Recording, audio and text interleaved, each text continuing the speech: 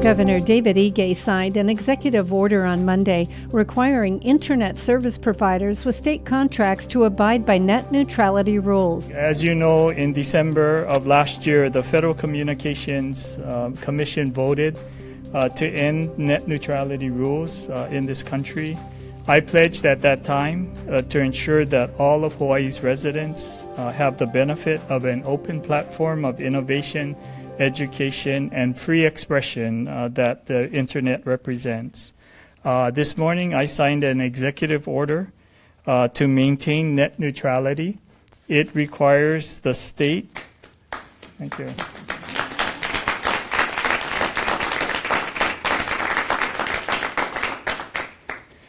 It requires the state to contract with Internet related services only with providers who demonstrate and contractually agree to support and practice net neutrality principles. It also includes contract language and provisions to state procurement requirements, and that suppliers of telecommunications, Internet, broadband, and data communication services shall abide by net neutrality principles.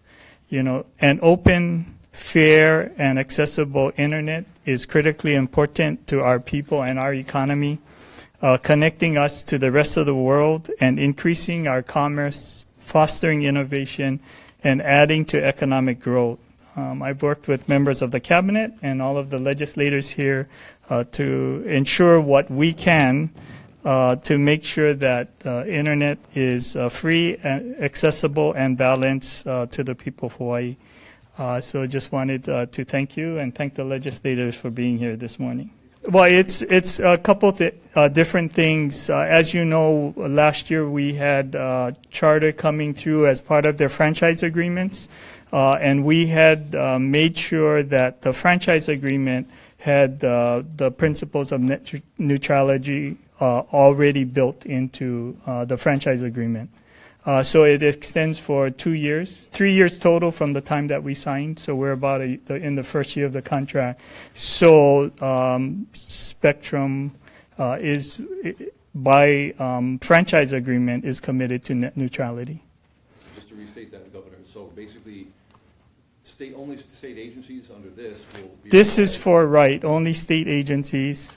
The franchise agreement that we executed last year with Spectrum has provision for net neutrality that extends for 3 years total.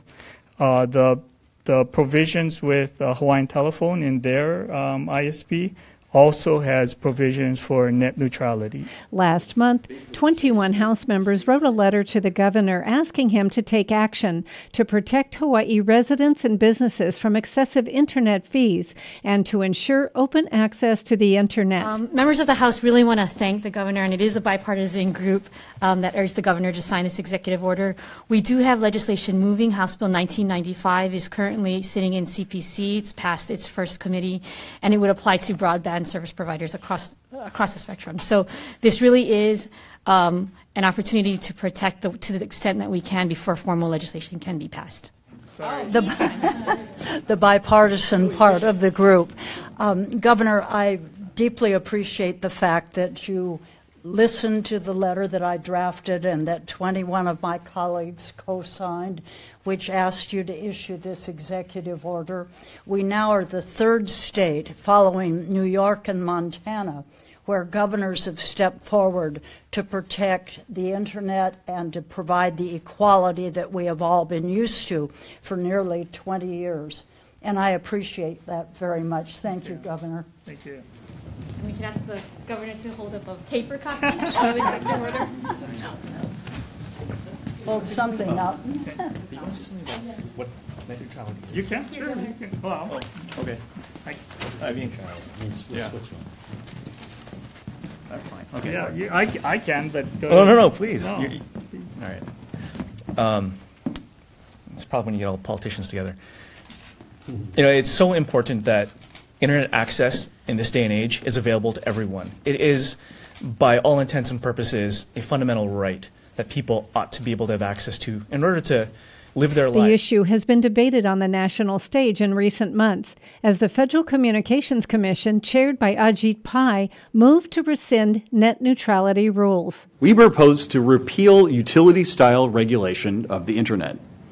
We propose to return to the Clinton-era light-touch framework that has been proven to be so successful. And we propose to put technologists and engineers, rather than lawyers and accountants, at the center of the online world. Pai has been in favor of repealing the regulation. Instead of treating the Internet like a slow-moving utility, a water company or an electric company or a subway system, they decided to let the free market govern how this new dynamic marketplace would evolve. And the results speak for themselves. Now, companies like Facebook and Amazon, Netflix and Google are globally known giants precisely because we had a free market that allowed entrepreneurs everywhere to innovate on this new platform. Hawaii's congressional delegation has pushed back. United States Senator Brian Schatz is the ranking member of the Senate Subcommittee on Communications, Technology, Innovation, and the Internet. But the FCC is supposed to create competition and protect consumers, and Chairman Pai just isn't doing that. Representative Tulsi Gabbard has also expressed opposition to the chairman's move. Net neutrality is something that's fundamental to our country.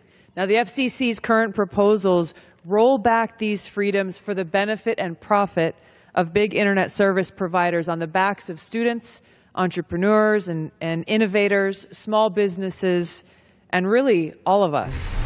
Moving on, House Bill 1995. First up, at the state legislature, House Bill 1995 is making its way through committee. The proposed law regulates broadband internet service providers to ensure a free and open internet and establishes a task force to examine the costs and benefits of creating a state-owned public utility company to provide broadband internet service. The bill was heard in the House Intrastate Commerce Committee on January 31st. Representing DBID and the proxy for Director Salaveria, and of course I'm the strategy officer for broadband. And I am in opposition to, HB 1995. We have your testimony. We have the testimony. Yeah, thank you. We have Ani Menon from Hawaiian Telecom. Good morning, Chair O'Neill. Excuse me, Vice Chair Choi and committee members. Hawaiian Telecom stands on its testimony. Thank you. Providing comments. We have Spectrum. Mr. Nyong'o. Good morning. Good morning, Chair, Vice Chair, members of the committee. Nyong'o here on behalf of Charter Communications, also Spectrum. We have our written testimony. Just to keep it real short, we do support an open internet. At this time, we don't believe House Bill 1995 is necessary. If there's any direction, it should come out of Congress and to allow whatever time they need to pass down through all the states so that it's uniform. I'm happy to answer any questions the committee may have. Thank you. Thank you. We have up next Americans for Democratic Action, Mr. John Bickle. In support, CompTIA, Kelly Hitt. In opposition, CTIA, Jerry Keegan. Good morning, Jerry. Good morning, Chair, Vice Chair. On behalf of CTIA, the Wireless Association, you have our written testimony, so I will just briefly summarize. We unfortunately do not support this legislation. We don't think that it is necessary at this time. We would prefer that the federal government continue to take a look at this. The rollback we know is concerning to many people, but there needs to be some clarification on the things that it did not do. It still requires the transparency. The FTC still has jurisdiction and can prosecute for antitrust and or for unfair deceptive trade practices. And moreover, the FCC order also preempts state and localities from taking specific action. I'll be available for any questions. Thank you. Thank you. We have the Progressive Democrats of Hawaii, Aaron Fernandez. In support, AT&T, Bob Bass. In opposition, we have some, and that's the end of my list. Is there anyone else here wishing to testify on House Bill 1995? Members, any questions?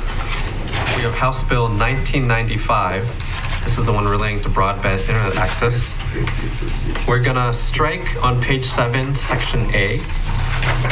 And we're going to incorporate DBED asked not to be in charge of any sort of task force. So instead, is Mr. Randy Iwase here? PUC? As a result, we're going to put this under PUC since this... when you don't attend a meeting, you get assigned. Since this bill does specifically ask for some PUC oversight. We're going to defect the date to July 1, 3000, make technical and non-substantive amendments. Members, any comments? Excellent. Okay. And Vice Chair for the vote. Chair's recommendation is to pass with amendments. Noting the excused absence of Tokyo Okan Ward. Are there any noes? Any reservations? If that's vote aye, your recommendation is adopted.